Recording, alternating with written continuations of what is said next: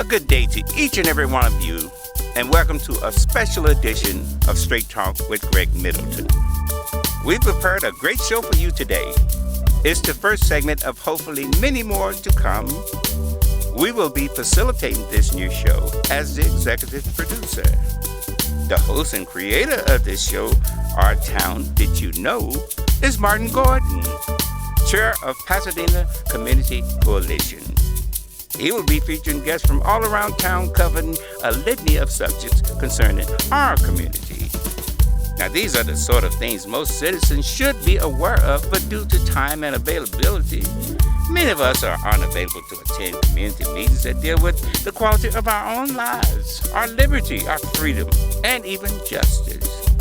But Martin will be covering subjects such as city government, policing, police commission, the good and the bad, and other pertinent city council meetings and candidate forums, as well as events that greatly impact you. Now, this is our premiere show.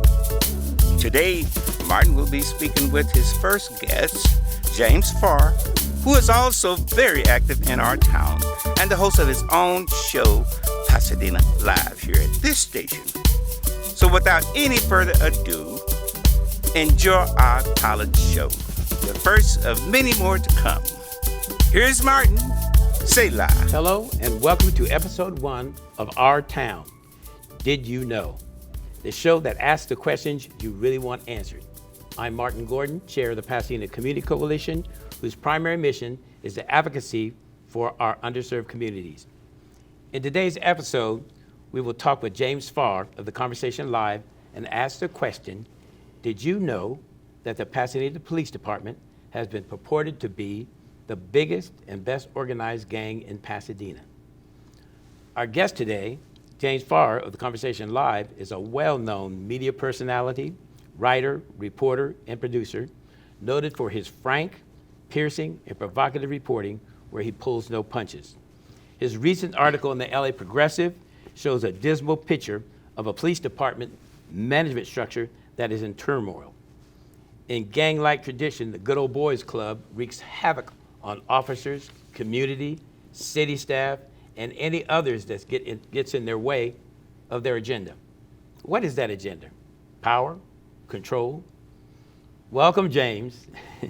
and to be honest, I'm not sure where to start. But let me start by saying this. In our town, should we be more afraid of the police gangs or the community gangs, or both, and why? Martin, thank you so much for having me here today on Our Town and to have this very important conversation. And you raised some good questions.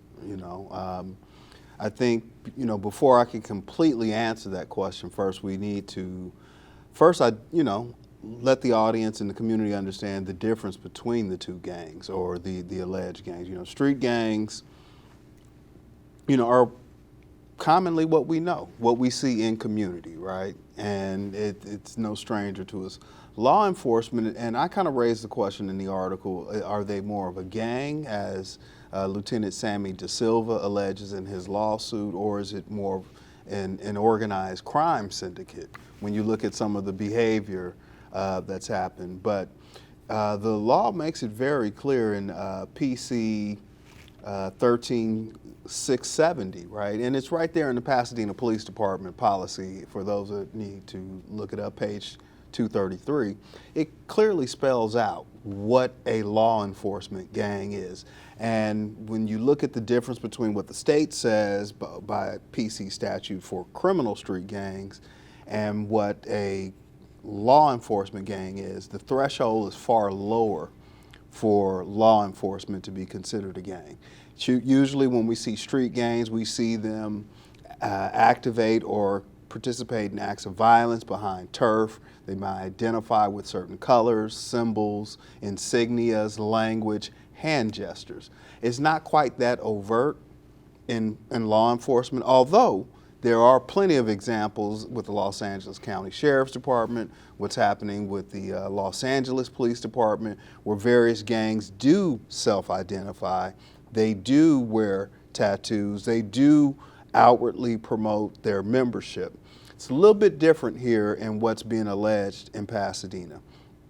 What Lieutenant Da Silva is alleging in his lawsuit is that there is almost like this clandestine culture, right? The good old boys, high-ranking white leadership within the department that are able to dole out favors, dole out privileges, and kind of take care of officers who sometimes find themselves in questionable shootings, investigations, both, be it internal or external. Well, let me stop you there, James, because you're getting right into my next question. So if you're part of the Good Old Boys Club, is that part of why we have so many inadequate investigations, about police shootings, about beatings, et cetera, is that the Good Old Boys Club is there to clean up and make sure that some of the policy and procedures aren't followed, that there's no repercussions for that. Is the Good Old Boys Club part of the problem of why we don't have true community policing and true accountability? I don't think it's that straightforward, right? Like I don't think that there is a meeting that they have. Are you sure? Well, I'm not sure, right? But it's not that. This is culture, right? Right. This is culture, and things kind of happen the way that they are supposed to happen because you're a part of the culture, right? There's norms, there's isms, there's things that happen. What we're looking at here, and as the police department defines it in their own policy, right? And I'm not sure that anybody has ever read this part of it, that 900+ page policy, but it says right here, a pattern of behavior, right? And that's kind of what you're alluding to. That qualifies them as a law enforcement gang. But what we have, or what we believe we have here, and what I've researched and talking to subject experts, is there's more of a parallel power structure, right? Where in some cases, in this case, Chief Harris may not even understand what's happening down the ranks, right? But there's a group of individuals who, they don't self-identify. They won't tell you they're a member of the Good Old Boys Club. But to your question and to your point, when you look at investigations, when you're looking at how some of the discipline actions are happening, it kind of threads together this idea that there is some sort of structure in place that does either reward or protect officers, not in the interest of like a street gang. They're getting money, right, for the gang. That's not what's happening here. This is power. This is prestige. This is the cool kids club. This is more of an internal type of recognition, less of what it appears to be on the outside. Well, you brought up another problem for me, or issue for me, is that when we talk about the ordinary or street, gangs, is that it seems that part of that culture also is that I've heard more about the Pasadena Police Department's gang culture than I've heard about the street gang culture in Pasadena. There's something wrong with this. We're here talking about the police gangs. I haven't had a major conversation with the chief, the police department, or anybody else about gangs in Pasadena. And it seems to me that part of that culture is to say, hey, we're not going to talk about gangs. What we need to do is keep gangs flowing, or the idea that we have gangs like we have in Los Angeles, which are totally different, by the way, so that we can pad statistics about gangs, interactions, et cetera, get money for the department to buy more weapons, to have more overtime, to do all these kinds of things so that we can have a better police department. And this is part of the Good Old Boys Club that kind of feeds into what's happening with the gang culture in Pasadena. Maybe I'm wrong, or maybe, because I'm no gang expert for sure, but I hear from the people in the community that the police and everybody else has more information on what's happening with gang activity and a way to have some interruptions, and that they're not doing that job. And is that part of that culture also? It's hard to say that the police are willingly not intervening with things that are happening in community to support an idea that they are using that data and statistics to procure additional funding for overtime and other things. What we do see in this lawsuit is that Sammy De Silva, the lieutenant, what makes it so different, he's speaking out, right? The question usually comes, or the allegations usually come from outside of the department. Mm-hmm. Now you have someone from within the department that is speaking out, and what he is alleging in these financial crimes seems to be an easier way, right? Or at least a way that they can procure additional funding and resources for the overtime and other things that you're talking about, as opposed to willfully, right? Yes. Not disrupting or intervening in some things. Maybe I'm just being whimsical. Maybe I'm being idealistic. Maybe I don't want to believe that the people that we pay to serve and protect us would actually go to that length, right? But it's certainly worth a question when you look at how investigations have happened in other instances. It should make the community question, like, what's really going on Garfield?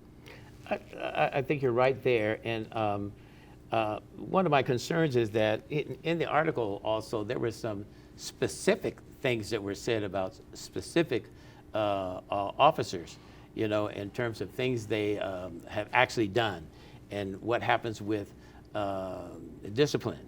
Mm-hmm. In fact, in one quote, and I'm not sure that I'm quoting it correctly or exactly what was said, but in general, one person was actually disciplined for doing some inappropriate things in the community, et cetera, and actually, allegedly, instead of that person getting the discipline that they were supposed to get, the Good Old Boys Club waited until there was a change in the guard for the police chief, so that one of the members of the white Good Old Boys Club could come back and make sure that discipline was different, smaller, and more in line with, you scratch my back, I scratch yours. Well, what you're referring to was actually set in motion 3 chiefs ago, right? We have to go back to Chief John Perez. Mm-hmm. And when he took the golden parachute and retired from the department, because first of all, folks, every chief is in the end of their career as soon as they become chief. And what we've seen in this department over the last 10, 12 years is chiefs well north of 50, right? And so it's kind of like that saying in the NFL, not for long. Like, this isn't the beginning of their career, right? So they always have the ability, barring anything illegal or just some crazy scandal, right? But they always have the ability to retire. So when Chief Perez retired, the way that the rotation went to Chief Moody, then Deputy Chief Moody, then for her to rotate out, and we got to pause on that selection process, which I think is where you're going with this. Right. Chief Moody agreed to be the interim chief for a fraction of the time that that Chief Clausen would be, right? And so by the time she rotated out, Clausen was now in charge. And so you're speaking of the Lieutenant Russo case, which yes, I am. Lieutenant De Silva alleges in the claim. He kicked him, he assaulted him, he battered him so badly that he ended up in the hospital. He ended up in a workers' comp situation. And when all of that matriculated through the investigation process, right? So what happens in that investigation process, the IA process gets weaponized against the whistleblower, right? And so after all of these things were recommended, when it comes down to the time for the discipline to actually be doled out, it amounts to about a slap in the hand. A week's worth of pay, is what Lieutenant Russo lost. Yeah, when in actuality there was about triple that, the original discipline. Right. And then quote unquote the Good Old Boys Club said. Well, it also If you or I at work hit someone, kick someone, we'd be fired, right? Oh, of course. Like immediately. Like, I mean, workplace violence, right? If you or I kicked or hit an officer, you know, we'd be in handcuffs at minimum, right? Maybe life imprisonment. Perhaps, right? but in this instance, how this did not get referred to the district attorney's office for criminal prosecution is where you find the nuance of how the internal affairs and kind of how the Good Old Boys Network Club, can actually fabricate or construct a sequence of events. And if they don't deem it as a battery or an assault, then there's no referral to the district attorney.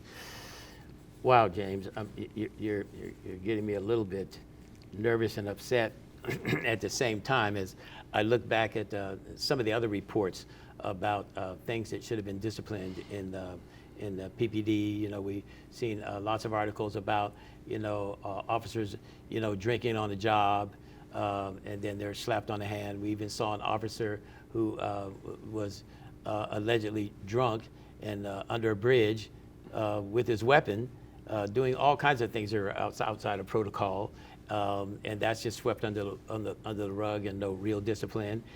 But then we see, on the other hand, a report that there was an altercation with an African-American family, and one of the police officers got a little out of control, and a newbie police officer who happened to be African-American came forward and said, "Hey, calm down," and maybe touched the officer and said, "Move back," and that officer pushed her hand away, told her to go sit down and mind your manners and mind your place. And the next thing we know, that person's on discipline right away. Mm-hmm. And that person, I am not sure what the final analysis was that, but that person got disciplined, was suspended, a whole lot of things. And so when you look at the difference in how, so she's not a white officer, she's not part of the Good Old Boys Club, she's new, mm-hmm. and so she gets the retribution of the police department. Guess what? You had the nerve to touch another officer and tell him not to engage, to beat or brutalize or disrespect a member of the community, and your butt is going maybe to be off the force. And yet I have a guy that's drinking, pulling his gun, kicking another officer, telling them you bet not do this, and there's no retribution at all. There's no kind of discipline. So I'm trying to get you to, what is this telling me? What am I supposed to think? Well, what it tells you is that, as we said earlier in the program, culture, right? When this is the dominant culture, the sergeant and lieutenant who were involved in that well, it wasn't really a traffic stop. They were already kind of pulled over, and clearly the video shows you intoxicated, drunk, right? Video shows you him handling his weapon. The video also shows you that their decisions really put that CHP officer in danger, right? Absolutely. That was a very dangerous situation. That video shows you, a fugitive style, like Hollywood blockbuster manhunt, right, with 12-gauge shotguns out in the desert ravine. It shows you that, but the behavior also shows you that there was no fear of consequences. The arrogance in the language that the officer used was that really nothing was going to happen to him.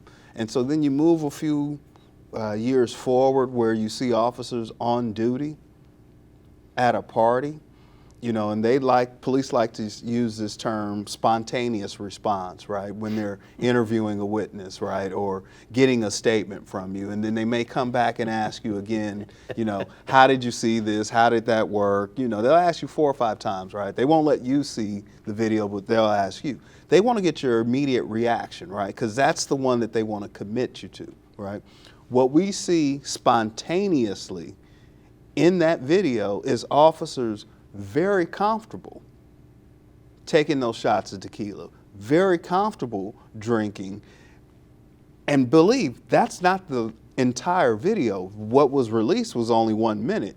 So it wasn't, there's context in front of that, there's context behind that. But to your point about the officer, Crutchfield, who was intervening with Officer Palacio back in February earlier that year because he was perhaps a little bit hot-headed and came in hot and hard, running down the street from the station, probably absent of all of the facts of what was going on, understanding that this family, it wasn't a commotion, it wasn't an altercation. They were grieving out loud, right? They were having a very vulnerable moment where they had just learned and just saw the critical incident video released by the sheriff's department of their father being shot and killed, Mr. Charles Towns, up in Pasadena earlier that year. So there was a whole lot going on there. Your point about Officer Crutchfield, who intervened, is yes, she is a black officer. The officer at the party serving alcohol, her cadet mate in the academy, who is not white, not black, but was serving the officers at the party. Nothing has happened that we know of. And so what this again signals, Martin, is there is a culture within this department that certain behavior is acceptable, certain behavior is tolerated, and in some cases, we're starting to see through some of this litigation, it's encouraged. I can't go into the monkey, but I'm still, that's. I want to stop you there for a second because all the things we've been discussing up to this point show this white police officer culture that concerns me. Are you sure it's only white though? Because I'm getting ready to ask you a question about that. Okay. I'm getting ready to ask you a question about that because I looked at the African American officer who was said you probably shouldn't be doing that and got herself in trouble. Mm-hmm. We look at other African American officers who might be afraid to move forward and say something because of the good old boys club, and that whistleblowers are now saying, wait a minute, if you're treating African American officers differently, if you're saying you're not part of the good old boys club, if you're not, if we do something wrong and you say, hey, you shouldn't do that, like the young sisters did, are we as African American officers or officers of color, and maybe if we're white officers who don't see that culture as being what we're about, are we in jeopardy? Should we be afraid? What should we be doing? You know, should we be afraid is a fair question, right? And I think before Lieutenant Da Silva's lawsuit and allegations that there's a gang within the department, I think we were already afraid, right? Like that. I don't think this makes the community any less afraid, right? I think, we've seen through the OIR independent review that how when you look at the Pasadena Way, right? And one of those 8 tenets that the department has on their website, one of them that just stands out and screams off the page is how we get the job done is just as important as getting the job done. And so what we're seeing through this process is culture, behavior, actions, output, right? And so when we look at what that output is, with that final product, right, the community doesn't need me to say it. They don't need you to say it. They can read it for themselves. And of course, you should question it. So should we, your question earlier in the show was, should we be afraid of street gangs versus, the alleged gangs in the police department? Well, I don't think I'm any less afraid of either, right? I think I have one expectation over the other, but while I'm not a gang expert in either space, I've been in community and I don't feel less safe around, quote, street gangs, but I do question sometimes the motives of police officers because when I was looking into the story, Martin, I talked with several officers, and I've talked to officers over the years, and one officer told me, you know who's more afraid of the police than a black man? I said, who? Like I'm dude, like, come on, tell me something, like, brother. Who? This officer said other officers. James, stop right there. This was my point. This was the point I was trying to get to. The community already knows it. Me, personally, I've been around a long, long time. You call me the old man. So I know that when I get stopped by the police, when I'm around the police, that as an African-American man, I know that every stop could be my last stop. Because we know this historically. Yes. But now I'm looking at people in the police department with this whistleblower type lawsuit, people kicking people saying, hey, with this old little boys club, if you don't go along to get along, you're going to be in trouble. We're going to ostracize you. You're going to be the first through the door. Like you see on TV. I'm starting to get scared. Should police officers, you're right, but you get to the point. As a police officer, me personally, I would start looking around saying, what do I need to do to solidify my own safety? And here's what I would say. Not me particularly, but if I was in that position, I'd go like, is it worth it for me to whistle blow that this is happening or that is happening, or bring this to the chief, or bring it to IA, or should I go along to get along before I get kicked in the shins, or worse? Or worse. So I am saying, just like in the community, especially as an African-American man, I'm always concerned when I'm stopped by the police, even for a traffic ticket. Last time I was stopped for a traffic ticket, I stopped, I rolled my windows down. I'm a grown man in a suit. And I rolled the window down, threw my hands out the window, and said, I'm ready. And they said, please get out of the car. What for? I didn't ask them what for. I got out of the car, I said, my knee hurts. Please allow me to put my hand down so I can crawl out of the car before you shoot me. I'm afraid anytime. Now, as a police officer, I'm feeling like I'm a little afraid myself. And that's a scary thing, to be afraid of your workplace environment. I mean, to me, this is an unsafe work environment. I mean, again, digging more into De Silva's lawsuit, when you look at some of the behavior, right? And us civilians, us lay people, we sit back and say, and you guys have guns? You know what I mean? Like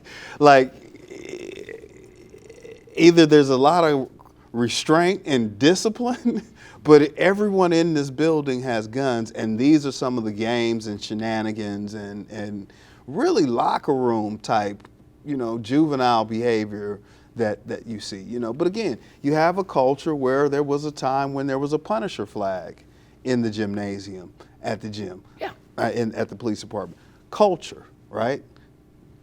This is what we're putting out there. So what happens with some of these officers, right? Police being a paramilitary structure, right? It's order, order, order, order.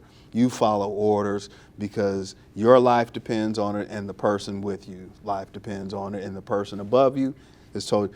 That's police work. It is a paramilitary environment, right?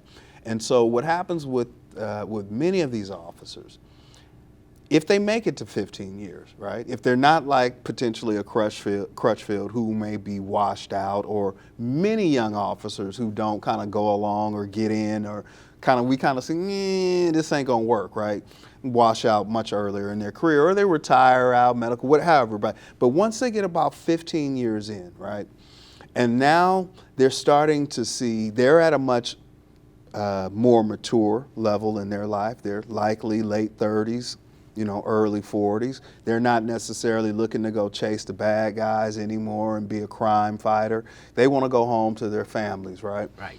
But what ends up happening is they're so close to retirement and so far from where they've started, they start to balance, do they throw away a retirement? Because coming forward, as we see with in De Silva's lawsuit, his career is over. It's over. There's no more advancement. There's no lateral transfers anywhere else. At the lieutenant level, he's management, so he does not have the protection of the union. And so what ends up happening to those officers about 15, 20 years in, they start looking at the sunset, right? And then you ask the retired officers, well, why don't you say anything, right? All right, you retired, you washed out, you're done. You could tell everything. Oh, no.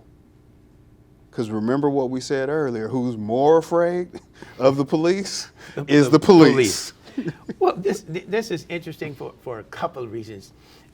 Because we know the Pasadena Police Department has done a horrible job of investigating police violence and abuse against the community. And I mean, that's very, very evident in the OIRs and very, very evident in the Anthony McLean shooting and in the Christopher Ballou beating. And it was a beating. And so I'm going to go off a little bit on this, is that, you know, this idea of the Pasadena Way. I went through the police academy, a number of police academies here in Barney Melekin asked me to go to police academy here. Citizens Academy. Yeah, Citizens Academy. Yeah. If I went to the real police academy, they would have never let me in there. They give you real guns at the police academy. Yeah, well, they give you a real gun in the Citizens Police. Okay. You know, I mean, I shot it a couple of times, but they took it away from me quickly. Come on, I'm getting off point here. Is what happened in, you know, there was no real concrete investigation for Christopher Ballou, for Anthony McLean, and if we talk about the Pasadena Way, which they talk about in the Citizens Police Academy, it says we look at protocol, and then we say this is within the protocol, quote unquote, even though sometimes it's not. And then you move to the other side and say this is Pasadena, and the people on that Pasadena, like we have a citizen police oversight now, but at that time they had an oversight. It said you get to look at it, the community, and say, is this how we want our police to act?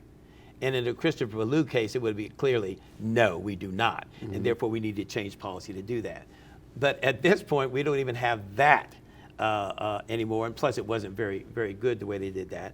So if they couldn't get Christopher Ballou right, and we can't get the district attorney to prosecute anybody on these egregious circumstances, how could we expect, I heard the chief say, or I read somewhere, we've got these allegations about serious issues within the police department. We're going to investigate it. We're going to investigate it?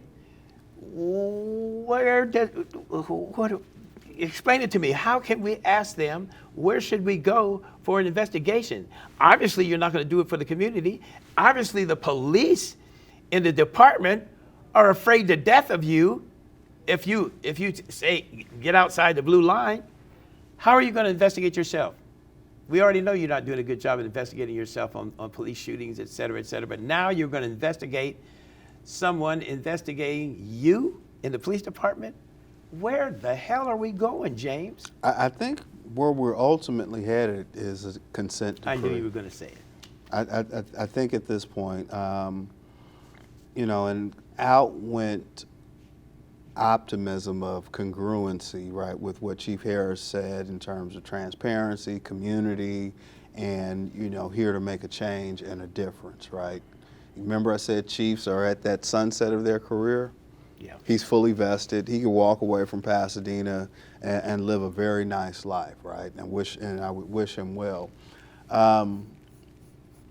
In this instance, the fact that, at least publicly, right, there seems to be no appetite from the council, with the exception of Councilmember Hampton.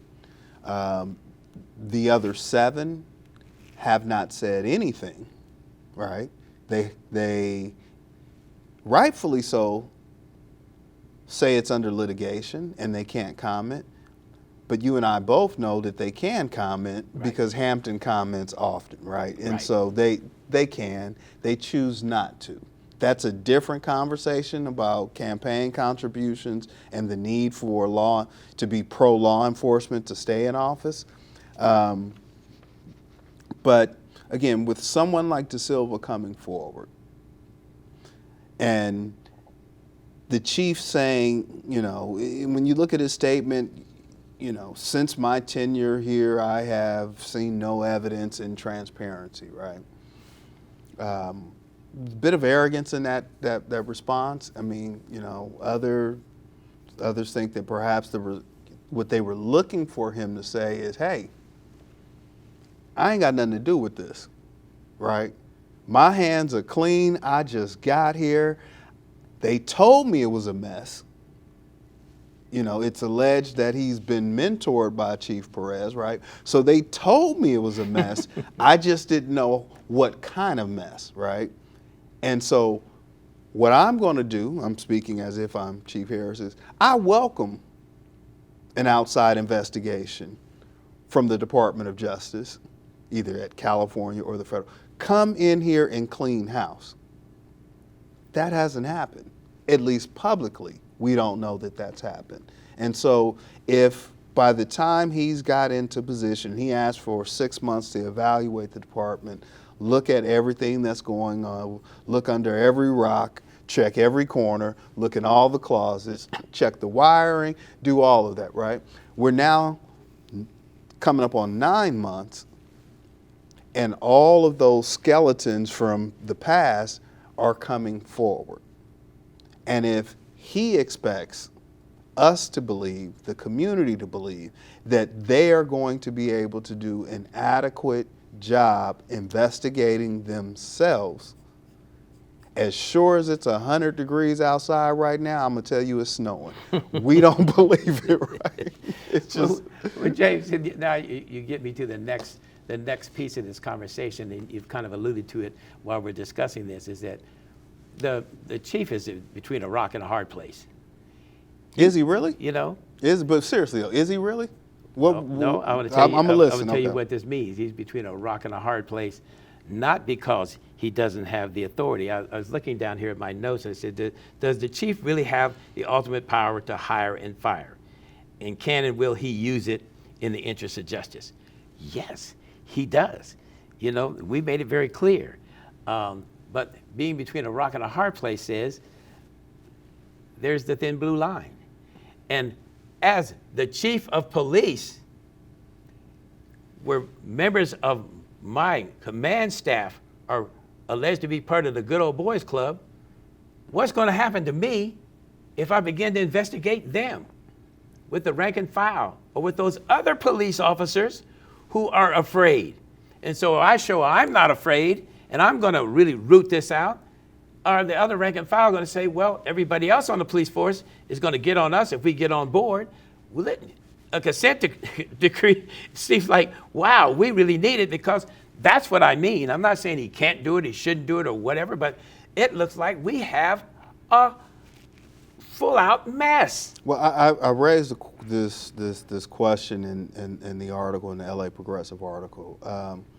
Will Chief Harris be our Willie Williams, or will he be our Daryl Gates, right? And so for your audience, Daryl Gates, former LAPD chief, right? Documented races. Just all of that. I'm going to beat your butt. Right. Willie Williams, when he came in, wanted to reform the department. He wanted to hold officers accountable. But in that large organism of over 10,000 sworn officers plus thousands of civilians, right, there was no way he was privileged, right, to all of the stuff. This is what I was saying earlier, this parallel power structure, right? They don't know what's going on all the time at the top. And so when the information is being presented to him, to a chief in such a way, and they're ruling and making a decision, similar to how Chief Harris has terminated officers, that their infractions happened before he got here. He makes those decisions based upon what the internal affairs investigations and recommendations are. So what's interesting is that he has terminated some people. He has made some decisions. And there are new things coming up now. Sure.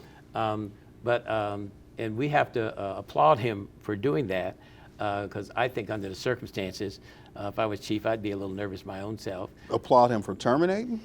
For terminating people appropriately.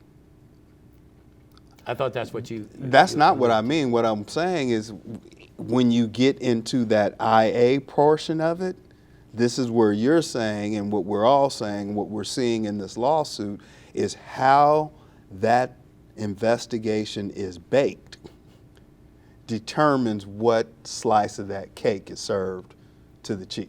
Okay. So, And so in some of these instances, these are officers who have been fired arguably, right? We go right back to Crutchfield. I get your point. Right. I missed that undercurrent there. Yes. Because now you can use what you just said, which I didn't get from what you were saying initially, is that if I get a report and he's not part of the good old boys club, I get rid of him. It's already cooked.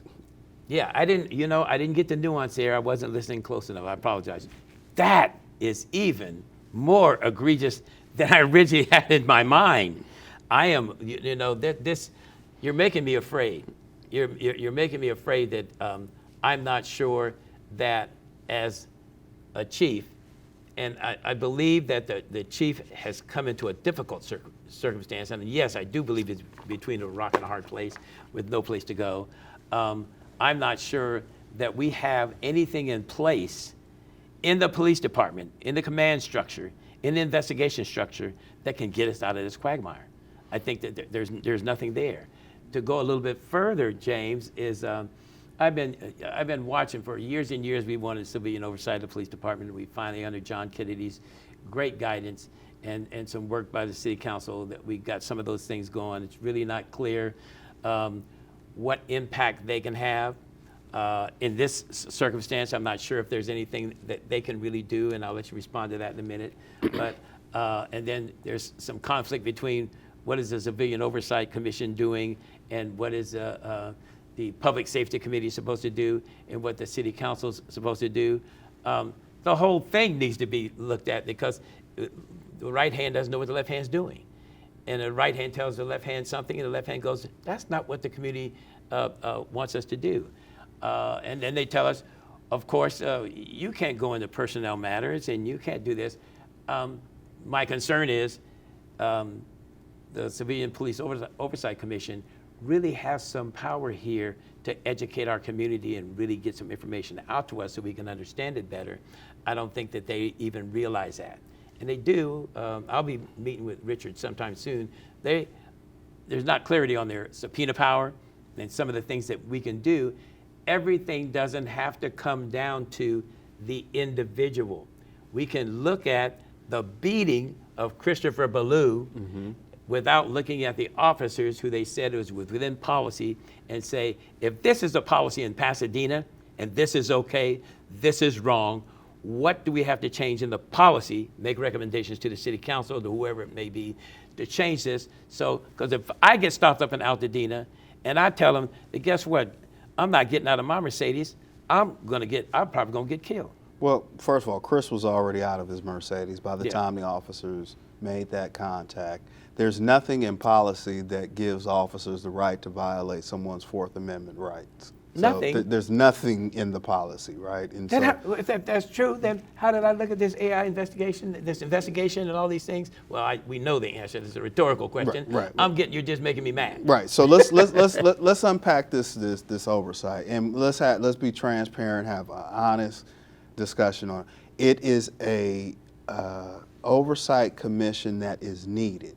Right. It is something that even you referenced John Kennedy, the late John Kennedy, but we can go back as far as your other brother, Michael Zinzin and Kappa, right? In terms of calls for. So this is not anything new in Pasadena, but where we have to be very honest. And I'm going to recall you back to February of 2020 when you and I both participated in a mayoral candidates forum, and we raised this same question, right? Now, this is 3-4 months before George Floyd. This is just before Breonna Taylor, just before Ahmaud Arbery. This is before the hit of the pandemic. Right. Our then mayor at the time, and I'll paraphrase both of their responses, and our District 5 council member, Gordo, were vehemently against an oversight commission. Vehemently, okay? Both, in a sense, said that they, and when I say they, I'm talking about the city council, is the oversight. I can quote both of them as saying that, right? I remember this well. Okay. And so things happen throughout the year. Then we get to post George Floyd, and not immediately. I mean, we're talking early July of 2020 is when conversations around the subject of community or civilian or whatever it would be, but also looming in the background was one event that was waiting to happen, which was the elections of 2020. But then there was the August 15th homicide of Anthony McClain that sped up that conversation to it. And so we would be remiss if we didn't say out loud that the entire Oversight Commission process became politicized. Yes. There became a division in terms of the two candidates, both Gordo, our current mayor and former mayor, now all of a sudden seem to think that it was something we needed.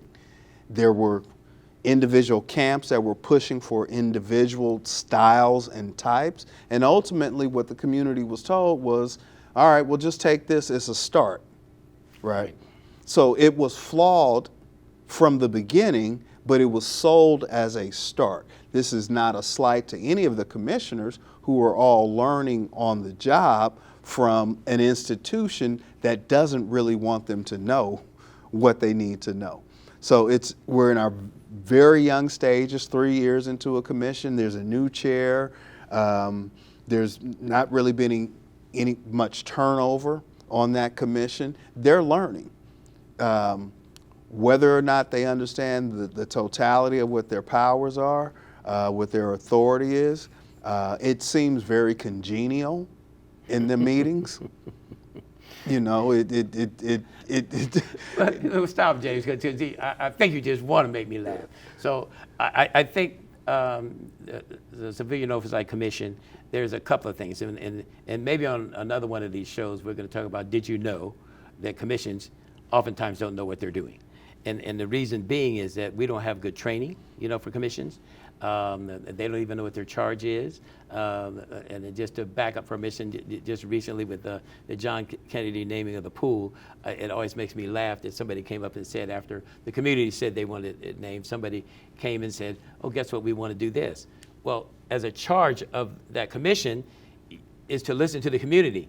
So why would the commission see 19 votes and then decide to do something else? So we've got an issue with training, and because that's a new Oversight Commission with all kinds of different nuances of what we can actually get out of there. And I think there's some positive things that could happen.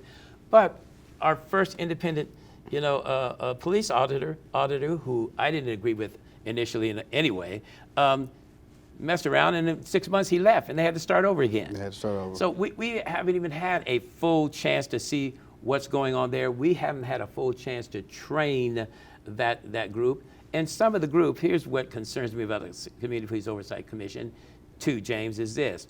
On numerous occasions, I saw them talk about electing a chair. And someone said, would you be chair? Would you be chair? Would you be chair? And here's what 5 out of the 6 people that were asked to think about being chair. I don't have the time. I don't have the effort. I don't have this. I don't have that. Get off the commission. James, I was on a commission. You know what they complained about me for? That I was at every meeting. Do you know this is true? I'm at every meeting, that I advocated for the community and what needed to happen. And a staff member at the end of my 6 years, there was somebody who had been on that commission for 7, 8, 9, 10, 12 years, stayed on. The moment my time was up, the staff wanted me to off because I did my job, serve the community. And that's what we've got to do for the civilian oversight. Well, because the community may not know or understand, commissions are advisory bodies. They're advisory bodies. They make recommendations, right? Whether or not they are taken or modified or thrown out, right? They are strictly an advisory body, and that's what the Community Police Oversight Commission body is also. I want to go back to something you said, as an example, you talked about the naming of the pool, which was the absolute right thing to do, right? John put his blood, sweat, and tears into that project. The community overwhelmingly said this is who it should be, right? No one disputes that. Where I have a problem with it is, for whatever reason, the commission made a recommendation that it should be Dr. Edna Griffin. But you admit contrary to To the the input from the community. But this is the commission's recommendation to move that forward. We won't go into the Nuance of that. the nuance or even the political expediency of Councilmember Jones going against the recommendation of the commission and hearing the voice of the community, because we heard the voice of the community with the recommendation to the council that they appoint Brandon Lamar as a District 3 council member, and the council completely ignored it. Wow, wasn't going to go there, but you forced me to. I didn't force you. I You just forced said me it. to. I said You it forced out me to loud. because you said it out loud. So here is this. Now I'm getting. We discussed a little about this.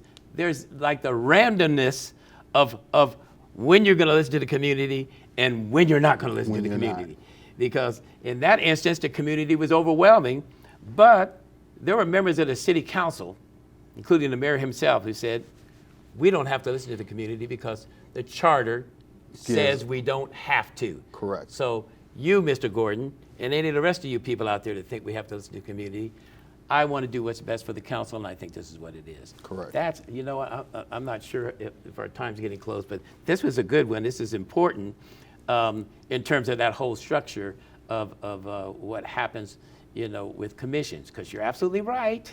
They're advisory, and the city council doesn't have to take their advice.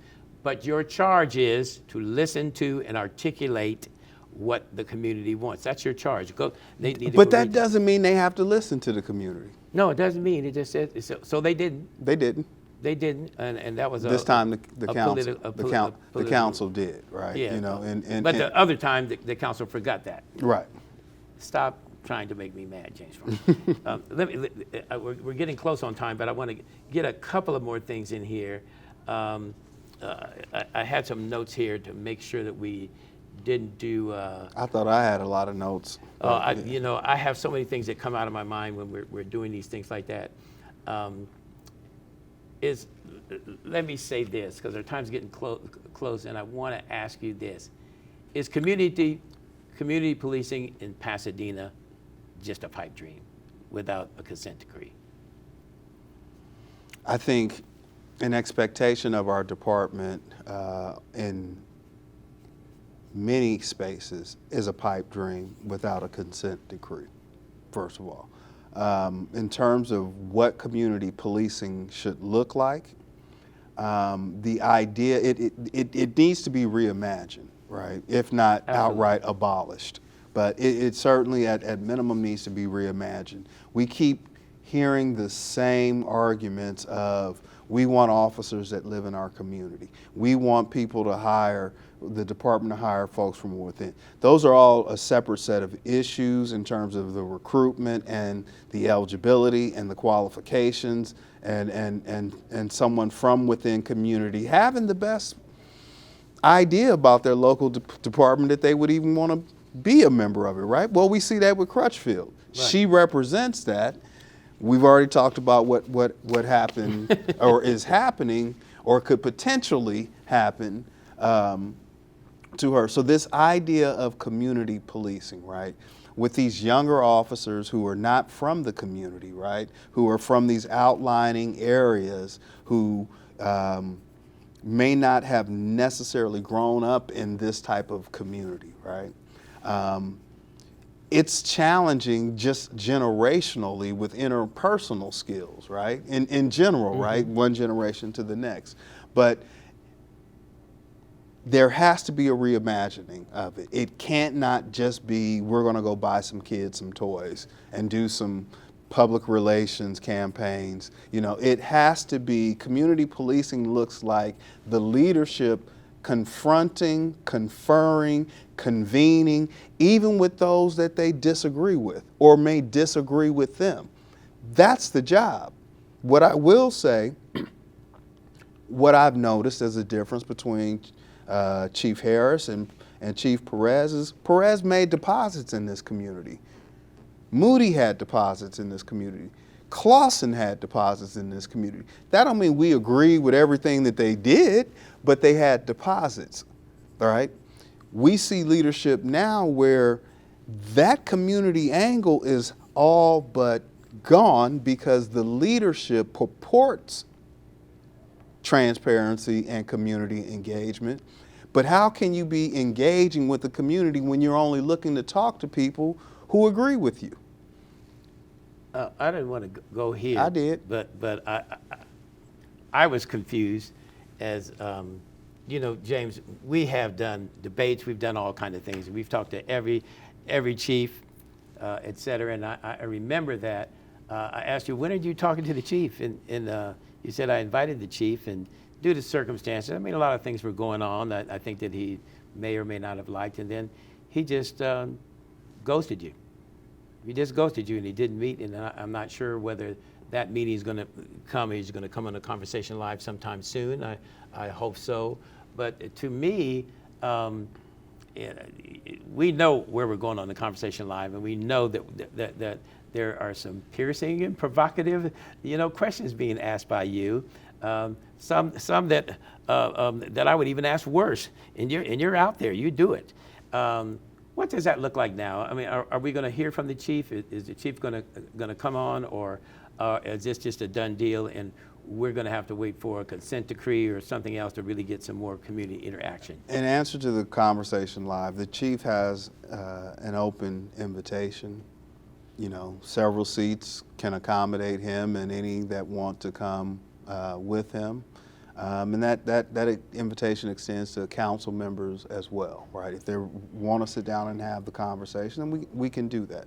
I received a summons from him after he blew through the stop sign and didn't show up for the interview, and still has not answered where and why not. But via the city public information officer, said that he wanted to meet with me, and I'm like, for what? What is there to meet about other than what we were supposed to meet about?